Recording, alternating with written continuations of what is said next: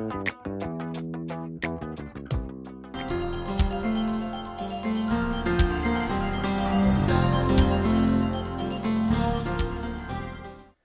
boa noite a todos. Mais uma vez estamos aqui para mais um programa da Primeira Igreja Batista e é uma alegria poder estar com você mais uma vez, podermos compartilhar daquilo que a Palavra de Deus tem para os nossos corações. Lembrando sempre que nós podemos assistir, acompanhar no YouTube, através do programa de rádio e também no nosso canal do YouTube, na verdade. YouTube, Facebook e rádio, tá? Então você fica à vontade, acompanha e seja edificado para a honra e glória do nosso Deus e para a edificação da sua vida. Tá certo? Hoje eu vou falar em um personagem que é muito interessante, é um marco para a existência de Israel, da existência de Israel, na verdade. E nós vamos falar hoje de Saul, o primeiro rei de Israel. Saul ele é localizado, o momento, a sua existência inicia dentro do período dos juízes. Ele faz parte está saindo desse período, ele é a transição, na verdade ele é o início do fim do período dos juízes, porque então ele é o primeiro rei de Israel e no final desse período que fica onde Israel pede por um rei e Deus concede um rei e fica para trás um período muito importante na história de Israel, que é o período dos juízes. Então Saul está exatamente no final, a existência de Saul, seu nascimento dentro do período dos juízes, mas agora uma nova fase de Israel se inicia. E a história de Saul, ela tem muito para dizer sobre Deus e o que Deus diz a respeito de como os seres humanos se relacionam com ele e o que é importante para Deus e como que uma pessoa que se coloca diante de Deus tem que andar com ele. Então Saul, a história de Saul nos ensina muito. Então, Saul era um jovem da tribo de Benjamim, filho de Quis, o pai dele, que a Bíblia diz que logo no capítulo 9, início do capítulo 9, verso 1, diz que era um homem de bens. A outra parte da Bíblia diz que quer considerar que ele não era uma família tão proeminente, mas o versículo 1 do capítulo 9 diz que ele era um homem de bens, então não era uma família pobre. Uma outra característica interessante dessa história é uma ideia diferente do que nós vemos na história do próximo rei, que será o próximo personagem, tá? Depois desse personagem aqui, pela graça de Deus, será Davi. E uma das características que é colocada no início, ou no chamamento de Saul, é que ele era um homem extremamente belo. Extremamente belo. E também ele era provavelmente o mais alto. Então você imagina aí a impressão que era um homem o mais alto da média dos homens de Israel e o mais belo. Diz que ninguém conseguia superar Saul. Um jovem belíssimo, um jovem que causava que a impressão, que quando ele chegava no ambiente, provavelmente todas as atenções eram voltadas para aquele homem. É provável que esse magnetismo de Saul seja um fator preponderante para a sua escolha dentro daquilo que o povo precisava para o momento, uma figura que causasse um efeito forte, porque não existia rei em Israel, existia rei nas nações vizinhas, as nações inimigas de Israel, mas não era uma realidade para Israel. Então, precisava ser uma pessoa realmente de um impacto visual muito grande. Mas aí fica um detalhe sobre a vida de Saul. O exterior. Saul, interessante como a Bíblia relata isso, no capítulo 9. Você pode estudar o capítulo 9, você vai perceber que como é reverenciada essa parte física, ou o exterior e não o interior de Saul. E isso é muito relevante. É muito relevante. Mas precisamos lembrar que era o início de um novo momento. Israel tinha pedido um rei. Israel tinha rejeitado a Deus, rejeitado a direção de Deus e diz: agora nós queremos um rei. Então, na sua imensa sabedoria, Deus escolhe um rei para Israel. E esse rei para Israel tinha a figura do rei que nós temos na nossa cabeça, não é verdade? Na mente humana, ninguém imagina um rei baixo, feio, né? Baixo, feio e pobre.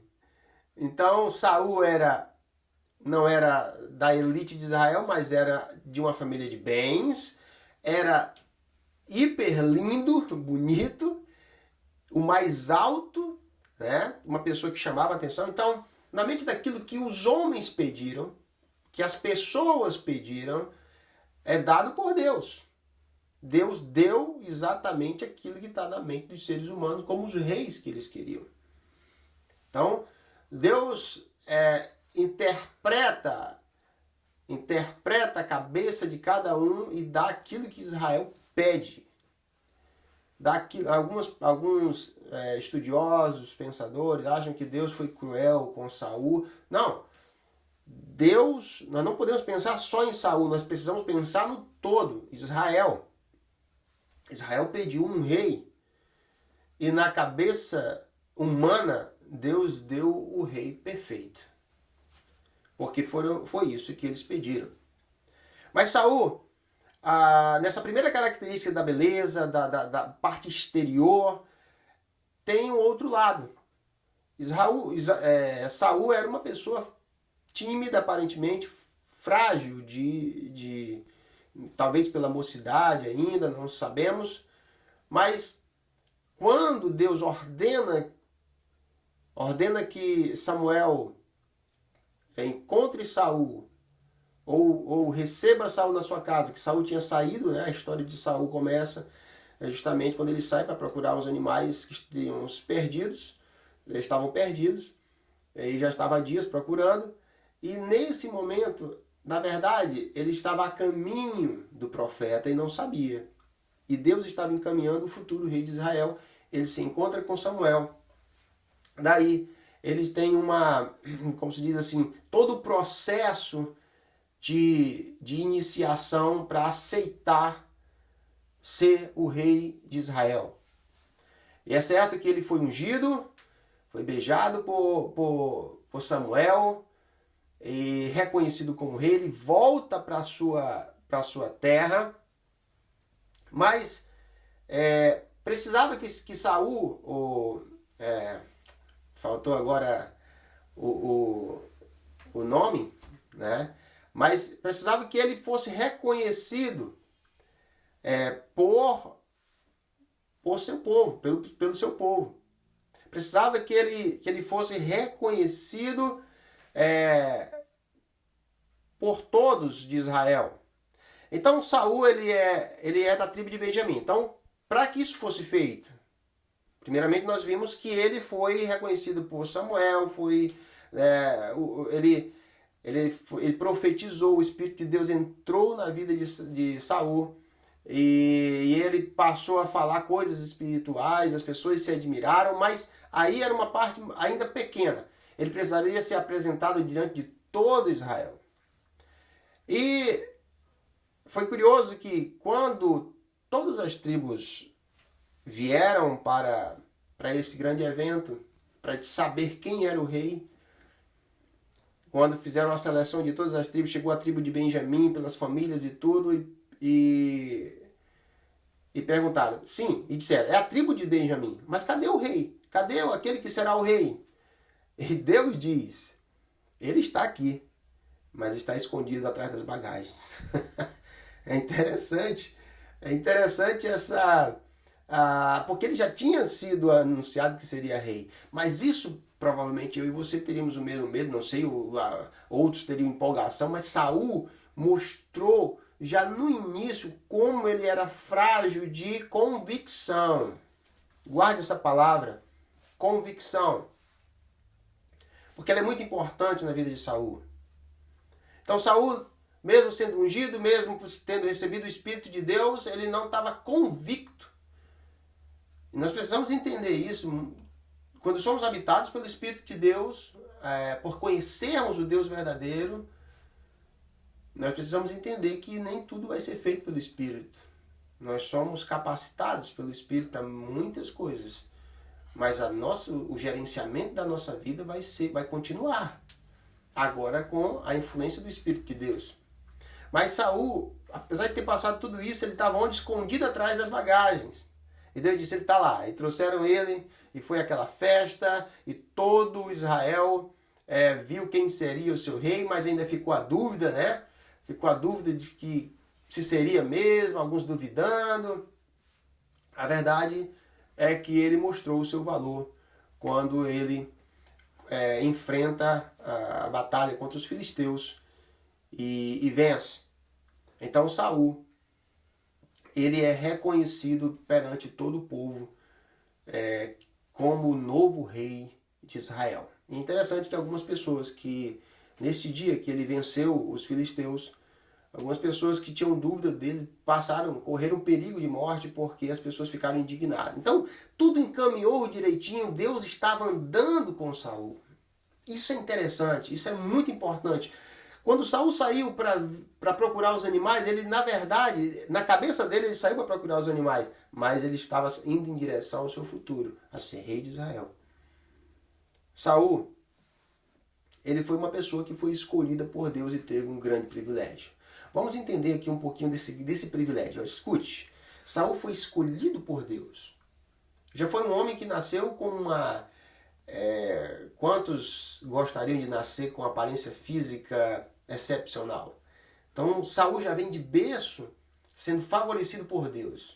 Muitas vezes a gente não entende e a gente só pega Saul e vê como um homem que foi as qualidades negativas, e tem muitas, né, lamentavelmente, mas nós precisamos, e às vezes nós queremos olhar para Deus como se Deus fez uma maldade com Saul, escolheu uma pessoa ali que depois desistiu. Não, não é isso. Deus trabalhou na vida de Saul desde antes da fundação do mundo. E quando Saul nasceu, já nasceu com a maravilhosa graça de nascer lindo, bonito, um homem que você sabe que a beleza abre caminhos, né? E o homem que foi agraciado por Deus por nascer belo, alto, bonito. Na sua juventude agora ele é escolhido rei de Israel. E ele é ungido rei de Israel, aprovado, referendado por Deus oficialmente como rei, algo que não existia em Israel. Então esse homem recebe um grande privilégio e uma grande missão. Ele seria aquele que iria conduzir a nação santa de Israel. O povo escolhido de Deus. Não é pouca coisa não, é muita coisa. Inclusive, a gente olha somente superficialmente muitas vezes, mas era uma grande missão, um privilégio imenso que Saul teve. Então ele teve essas graças, essa graça maravilhosa em sua vida de ser olhado por Deus e ser escolhido por Deus. Mas a gente sabe que Saul, ele confiava muito em Samuel. Ele tinha uma confiança muito grande, ele não, apesar de ter recebido o Espírito de Deus, a gente percebe claramente na história de Saul que ele não se relaciona com esse Deus. Na sua intimidade, nós vemos um homem que vive de intermediação. Saul é um homem que precisava de intermediários constantes. Mas puxa, Saul foi ungido por Deus, recebeu o Espírito Santo de Deus para profetizar, para que o povo reconhecesse aquele homem como um homem diferente. A primeira coisa que Saul recebe é a autoridade espiritual. Porque para Israel é fundamental que tenha a autoridade espiritual. Porque mesmo que tivesse um rei, eles não estariam, Deus não estava abrindo mão de Israel, nem teria deixado de ser Deus de Israel. Ele era o Deus de Israel. Então, para Israel, a autoridade espiritual, o poder espiritual sempre foi maior. E esse reconhecimento precisa vir. Então, quando ele recebe o Espírito Santo, ele é ungido, ele profetiza e o povo reconhece que algo diferente aconteceu. E a Bíblia diz, Samuel fala, que agora, a partir de agora, você será um novo homem, você não será a mesma pessoa. Você já não será a mesma pessoa. Então, nas mãos de Saul está a possibilidade da intimidade com Deus. Mas um dos erros de Saul é que ele não se apropria da intimidade com Deus. Você vai ver isso na vida de Davi. Não perca o próximo programa. Saul, ele está sempre precisando de intermediários. Ele não conversa com Deus como poderia conversar. Então, tem dois eventos cruciais na vida de Saul. Primeiro, antes da batalha com os filisteus, Samuel anteriormente já tinha dito, olha, você vai esperar 7 dias por mim, e então eu virei e realizarei o holocausto, e você partirá para a guerra. Saul, ele, ao se preparar para a batalha, todo o exército inimigo formado e em linhas de guerra, e Saul começa a se preocupar, porque aquele número, e ele estava com 600 homens somente, e aquele número incrível de carros e homens que estavam contra ele começou a assustar Saul. Então espera o primeiro dia, espera o segundo, o terceiro, o quarto, o quinto, o sexto dia, o sétimo dia, combinado, Samuel não aparece. E aí o que ele faz? Ele mesmo pede para fazer os sacrifícios e os holocaustos. Quando ele começa, Samuel chega. E aí foi o primeiro erro de Saul. Ele não espera pela autoridade, pela definição espiritual, pelo comando espiritual, mesmo que Samuel tenha atrasado, mas ele não poderia tomar o lugar de Samuel e fazer o trabalho que era de Samuel, porque a palavra de Deus diz, espera o profeta, faz segundo a palavra que eu te disser. Porque não era a palavra de Samuel, era a palavra de Deus, então ele precisaria ter esperado. Então ele apreensivo, ele sem convicção espiritual, porque precisa ter convicção espiritual. Porque precisa, para você confiar em Deus, tem vezes que Deus vai deixar a gente ir no último minuto. Muitas vezes a gente precisa de uma definição na nossa vida, e acontece muito com os irmãos, amigos, né, que entregam dízimos e oferta, e às vezes está com o dinheiro do dízimo e da oferta, e aí aparece o pneu do carro, fura, tem que trocar o pneu, e ele fica olhando, será que eu troco? Não, eu vou entregar. Ou eu não entrego. E nesse momento aí a gente percebe, é a hora que se mostra quem tem convicção espiritual e quem não tem. Porque quem tem convicção espiritual diz, não, isso aqui é de Deus, isso aqui eu não mexo. O carro pode andar só com 3 rodas, mas eu não mexo. E sempre Deus dá a solução. No último. Não é sempre que ele dá a solução no último minuto, mas ele sempre vai lá e se você esperar no Senhor, se você confiar nele até o minuto que já ultrapassou, que era o caso de Saul, ele vai chegar. Ele vai chegar. E não cabe a nós tomar a parte que é de Deus. Fazer aquilo que é a parte de Deus, a parte espiritual, fazer como se eu fosse Deus. Então Saul faz isso.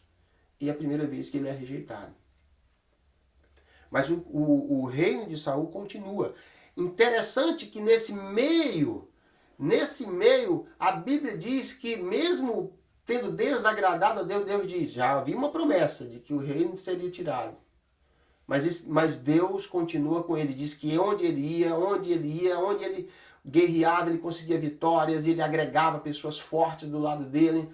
Então Saul, mesmo tendo desagradado a Deus, a graça e a misericórdia de Deus ainda está com ele, caminhando com ele e dar todas as vitórias que ele precisa para o início desse novo período de Israel, o período do reino. Mas aí vem um segundo momento.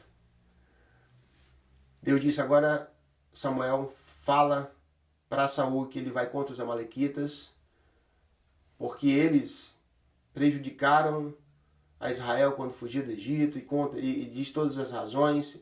E Saul tem que ir e exterminar tudo. Não pode trazer nada vivo, não pode pegar despojos.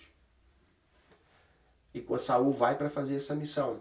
E quando ele vai, ele traz vivo o rei, traz animais e com certeza outras coisas. Mas a Bíblia diz que principalmente essas coisas ele traz. E quando Samuel chega, né, para encontrar depois da batalha, para ver como estava, como foi a batalha, Samuel diz: o que é que eu estou ouvindo aqui?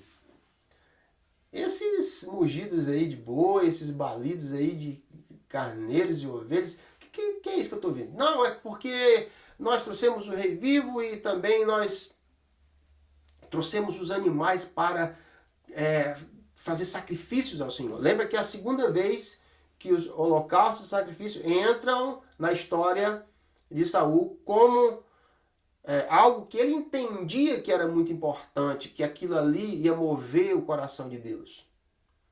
Então, nesse momento agora, ele diz que os animais são para holocaustos ao Senhor.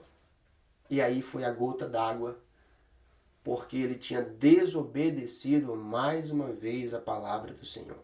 E eu gostaria que os nossos irmãos e amigos pudessem acompanhar a leitura de um texto que é o divisor de águas na vida de Saul, que é a definição que basicamente o seu reino próspero foi até ali e que explica um pouco a vida, explica, na verdade, um pouco não, explica a vida de Saul. 1 Samuel, capítulo 15, versículos 22 e 23, diz assim: porém Samuel disse a Saul: tem porventura o Senhor tanto prazer em holocaustos e sacrifícios quanto em que se obedeça a sua palavra?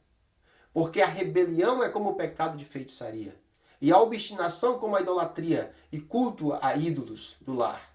Visto que rejeitastes a palavra do Senhor, ele também te rejeitou, para que não sejas rei. Veja bem que texto fantástico. Logo depois dessa última vez que ele separou o gado, né, os animais para o holocausto, Samuel vem a ele e fala essa palavra e nos dá uma informação preciosa sobre Deus. Samuel diz: será que Deus se agrada tanto? É isso que Deus quer, Saul? Você acha que Deus fica maravilhado? Você acha que Deus fica assim eufórico quando você oferece sacrifício a Ele? Quando obedecer, na verdade, está em segundo plano. Então Deus nos dá uma informação importante aqui. E diz que eu posso oferecer qualquer coisa. Posso oferecer muito. Posso ofertar, eu posso dar, eu posso ser dizimista, mais do que dizimista, eu posso fazer muitas coisas, mas eu preciso de uma confirmação positiva dessa ação. E essa confirmação positiva é como eu me relaciono com a palavra de Deus. Quando eu falo palavra de Deus, eu queria que você não entendesse, né? Eu leio a Bíblia. Não, é essa palavra de Deus em prática. É a palavra de Deus em prática.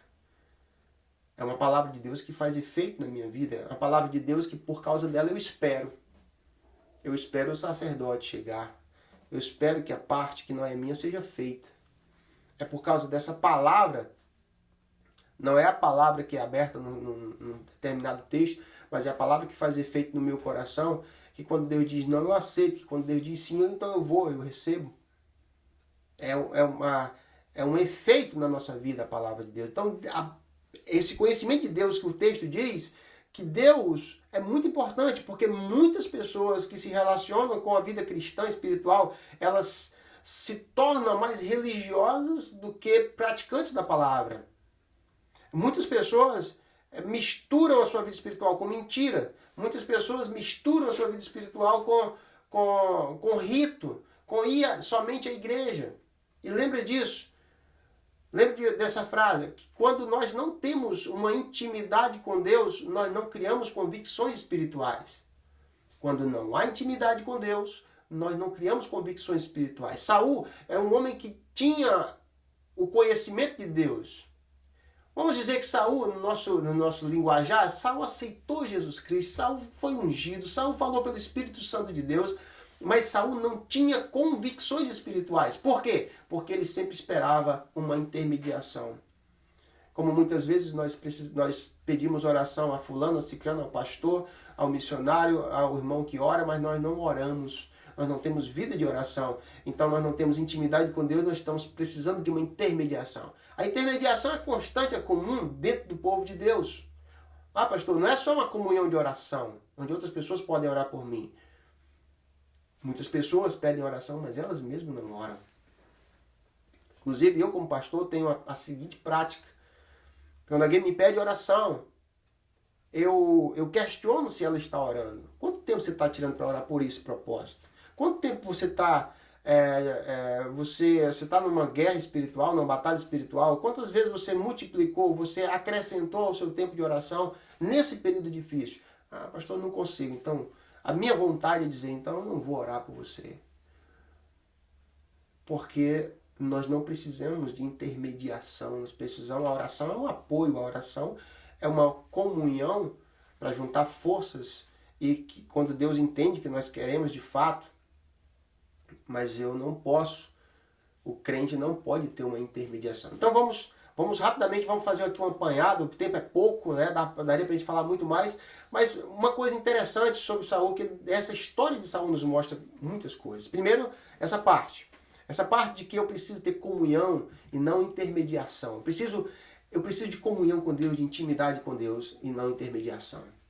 Uma outra coisa importante que nós precisamos entender é que nós somos muito parecidos com Saul. Por quê? Porque nós fomos ungidos pelo Espírito Santo de Deus. Nós temos a capacidade dada por Deus de, se possível, se fosse da vontade de Deus, nós fazemos qualquer coisa pelo poder do Espírito Santo de Deus. Se for, e se Ele quiser, Ele pode realizar a minha vida.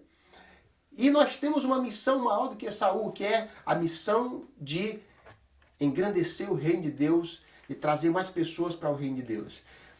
Nós temos também, é muito semelhante àquilo que Saul tinha.